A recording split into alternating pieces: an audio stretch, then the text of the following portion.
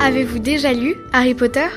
Eh bien, même si le premier tome de cette saga au succès mondial est sorti il y a 25 ans, on pense qu'il est toujours temps de les lire et de les relire.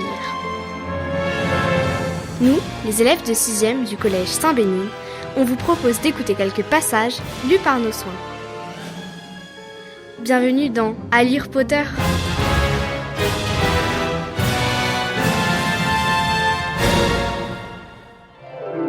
Dans cet épisode, Nausicaa est retenue douloureuse avec Dolores dans Harry Potter et l'Ordre du Phénix par J.K. Rowling. Tu crois qu'il y a des chances pour qu'Ombrage te laisse partir vendredi ? Demanda Ron d'un air sceptique, tandis qu'il s'asseyait à la table de Gryffondor. Pas la moindre, Répondit Harry la mine lugubre. Il remplit son assiette de côtelettes et commença à manger. mais je vais quand même faire une tentative. Non ? Je lui proposerai de rajouter 2 retenues en échange. Quelque chose comme ça. Je sais pas encore. Il avala une bouchée de pommes de terre et poursuit. J'espère qu'elle ne veut pas me garder trop longtemps ce soir. Vous vous rendez compte ? Il faut qu'on rédige 3 devoirs, qu'on pratique les sortilèges de disparition pour McGonagall, qu'on mette au point un contre-sortilège pour Flitwick, qu'on finisse le dessin de Portrux et qu'on commence ce stupide journal de nos rêves pour Trelawney. Ron poussa un gémissement et leva les yeux au plafond. En plus, on dirait bien qu'il va pleuvoir. Quel est le rapport avec nos devoirs ? S'étonna Hermione en haussant les sourcils. Rien. Répondit aussitôt Ron, les oreilles rougissantes.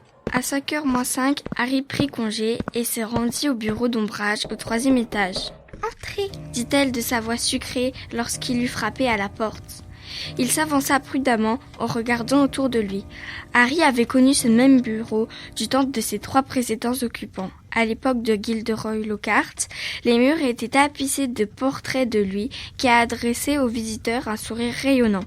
Du temps de Lupin, on avait toutes les chances d'y trouver de fascinantes créatures enfermées dans des cages ou des aquariums.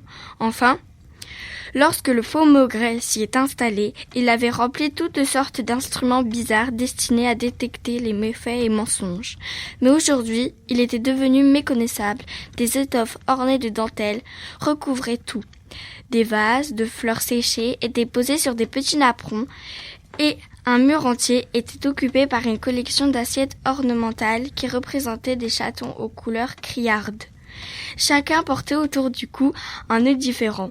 Les assiettes étaient si laides que Harry, pétrifié, ne put en détacher son regard jusqu'à ce que le professeur Ombrage prenne à nouveau la parole. « Bonsoir, monsieur Potter », dit-elle. Harry sursauta et se tourna vers elle. Il ne l'avait pas tout de suite remarqué, car elle portait à présent une robe à fleurs tapageuse qui semblait se fondre entièrement avec la nappe recouvrant son bureau juste derrière elle. « Bonsoir, professeur Ombrage », répondit Harry avec raideur. « Eh bien, asseyez-vous » dit-elle.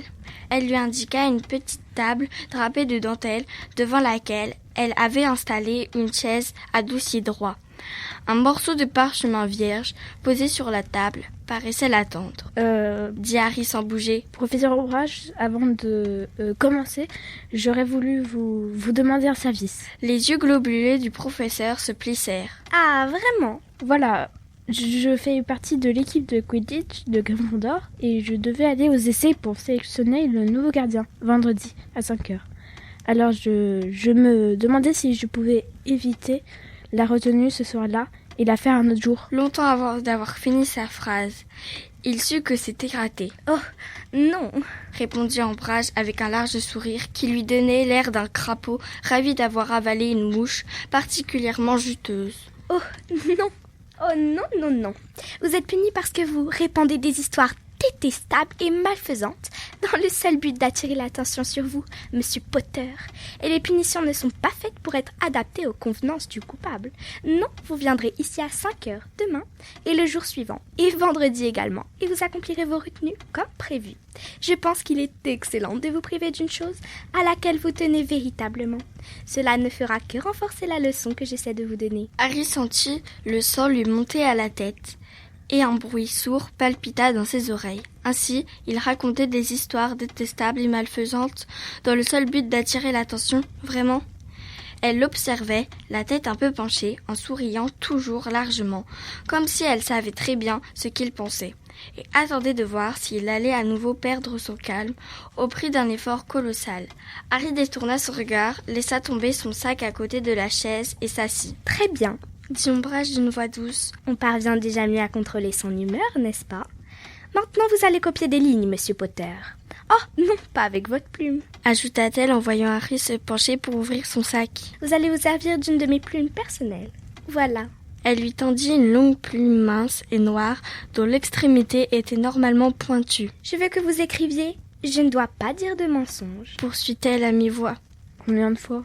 demanda Harry d'un ton qui imitait d'une manière assez convaincante celui de la politesse. « Oh, autant de fois qu'il le faudra, pour que le message rentre, » répondit Ombrage de sa voix doucereuse. « Allez-y. » Elle alla s'asseoir à son bureau et se pencha sur une liasse de parchemin qui semblait des copies à corriger.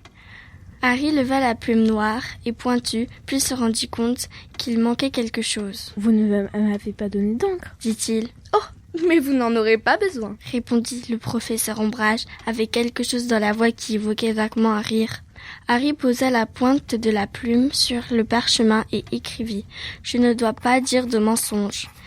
Il étouffa alors une exclamation de douleur. Ah ! Les mots s'étaient inscrits sur le parchemin dans une sorte d'encre rouge et brillante, mais au même moment, ils étaient également apparus sur le dos de sa main droite, tracés dans sa peau, comme avec un scalpel. Tandis qu'il regardait la coupure encore étincelante de sang, la peau se referma peu à peu, et l'inscription s'effaça en ne laissant qu'une marque légèrement rouge et lisse au toucher.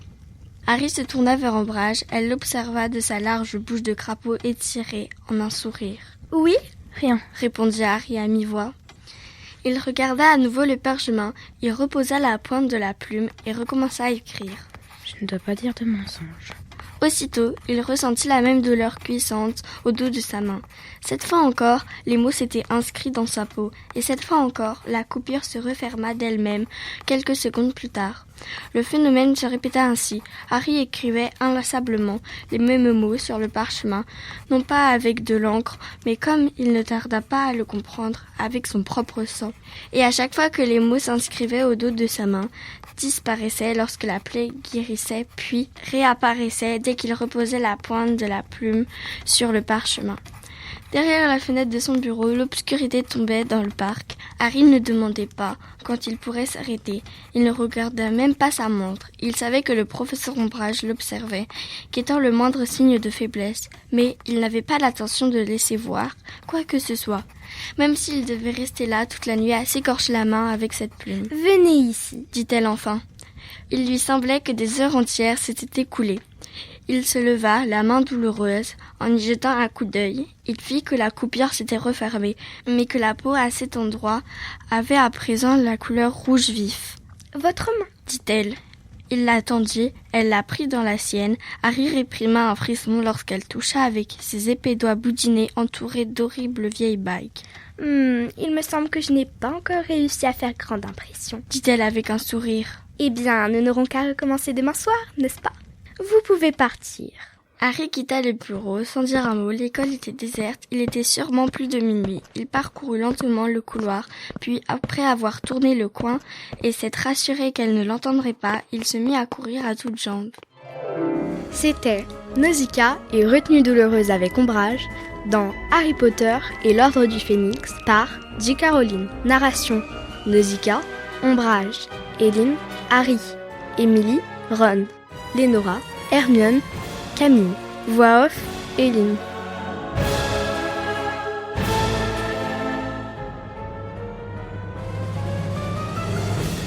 Vous avez aimé cet extrait ? Retrouvez la suite de l'histoire dans Harry Potter et l'Ordre du Phénix et retrouvez les autres épisodes de notre podcast sur groupe saintbénigne.fr.